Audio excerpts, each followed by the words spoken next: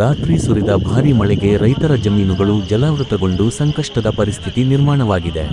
ಹೌದು, ಇದು ಚಳ್ಳಕೆರೆ ತಾಲೂಕಿನ ಬೋಸೆದೇವರಟ್ಟಿ ಗ್ರಾಮದ ಹೊಸಗುಡ್ಡ ಹಳ್ಳಕ್ಕೆ ನಿರ್ಮಿಸಿರುವ ಚೆಕ್ ಡ್ಯಾಂ ಅವಾಂತರದ ಕಥೆ.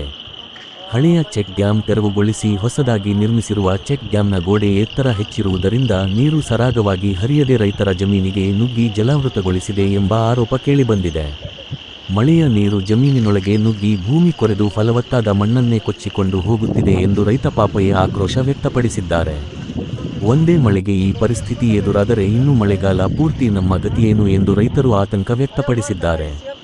ಸಂಬಂಧಪಟ್ಟ ಅಧಿಕಾರಿಗಳು ಸ್ಥಳಕ್ಕೆ ಭೇಟಿ ನೀಡಿ ಪರಿಶೀಲನೆ ನಡೆಸಿ ರೈತರ ಸಮಸ್ಯೆಗೆ ಶಾಶ್ವತ ಪರಿಹಾರ ಕಲ್ಪಿಸಬೇಕೆಂದು ಗ್ರಾಮಸ್ಥರು ಆಗ್ರಹಿಸಿದ್ದಾರೆ.